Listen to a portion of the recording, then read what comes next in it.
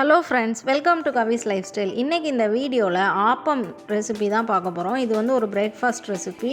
இது பண்ணுறதுக்கு ரொம்ப சிம்பிள் ஸ்டெப்ஸ் தான். நான் வந்து இன்றைக்கி பேக்கிங் சோடா, ஈஸ்ட்டு, ஈனோ, தேங்காய் பூ, வடித்த சாதம் இந்த மாதிரி எந்த இன்க்ரீடியண்ட்டுமே யூஸ் பண்ணாமல் உங்களுக்கு வந்து ஆப்பம் வந்து எப்படி பண்ணலான்னு நான் வந்து உங்களுக்கு சொல்ல போகிறேன். இது பண்ணுறதுக்கு 2 கப் வந்து பச்சரிசி, 2 கப் புழுங்கல் அரிசி, 1/4 கப் வந்து உளுந்து, 1 டீஸ்பூன் வெந்தயம். இது எல்லாத்தையும் ஒரே பாத்திரத்தில் வந்து போட்டுட்டு நம்ம நல்லா 2-3 தடவை நல்லா வாஷ் பண்ணிவிட்டு ஒரு 4 hours நம்ம வந்து ஊற வச்சு நல்லா சாஃப்டாக நம்ம வந்து அரைச்சி எடுத்து வச்சுக்கணும். எடுத்து வச்சதுக்கப்புறமா இதில் வந்து உப்பு போட்டு நம்ம வந்து பிசைஞ்சிட்டு ஒரு 8 மணி நேரம் நம்ம இதை வந்து அப்படியே விட்டுறணும் ஃபெர்மெண்ட் ஆகிறதுக்கு.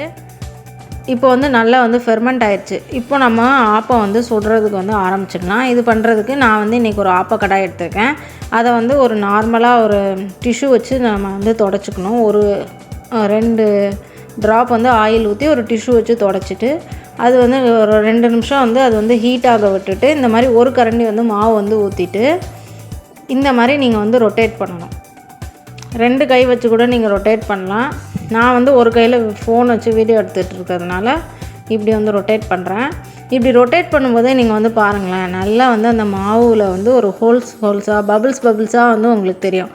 இப்படி வந்து வரும்போது தான் ஆப்ப மாவோட பதம் வந்து கரெக்டாக இருக்குதுன்னு அர்த்தம். இப்படி வந்துச்சுன்னா தான் நம்மளோட ஆப்பம் வந்து நல்லா வந்து சாஃப்டாக வந்து வரும். அண்ட் நம்ம தோசை மாவோட இந்த மாவு வந்து கொஞ்சம் தண்ணியாக இருக்கணும்.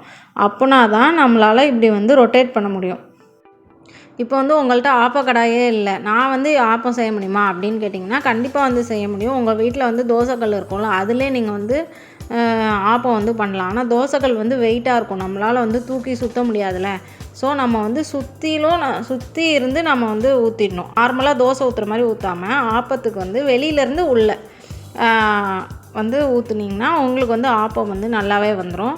அதை வந்து ஒரு லிட்டு போட்டு நம்ம வந்து க்ளோஸ் பண்ணி தான் வேக வச்சு எடுக்கணும்ல. அதுக்கு வந்து நீங்கள் இட்லி கோப்புற மூடி இருக்கும்ல, அதை வச்சு மூடி போட்டு நீங்கள் வந்து எடுத்துக்கலாம். இப்போது நம்மளோட ஆப்பம் வந்து ஒரு 2 நிமிஷம் வெயிட் பண்ணிவிட்டு நான் வந்து எடுத்துட்டேன். இது வந்து நல்லா ரெடி ஆயிடுச்சு.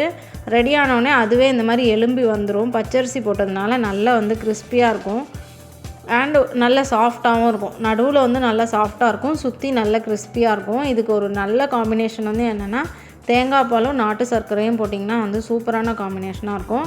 நீங்கள் வந்து ஸ்வீட் வேண்டாம், காரமாக சாப்பிட்ணுன்னு நினச்சிங்கன்னா கடலைக்கறி வந்து சாப்பிட்லாம், இல்லைன்னா சொதி எடுத்துக்கலாம். நம்ம நார்மலாக வைக்கிற சிறுபருப்பு சாம்பார் எல்லாமே வந்து இதுக்கு வந்து நல்லாயிருக்கும். நான் வெஜிடேரியனாக இருந்திங்கன்னா எக் கிரேவி வந்து ஒரு நல்ல காம்பினேஷனாக இருக்கும் ஆப்பத்துக்கு.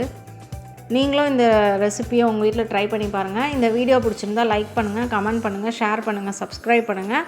பக்கத்தில் இருக்க பெல் ஐக்கானை ப்ரெஸ் பண்ணிக்கோங்க. தேங்க்யூ.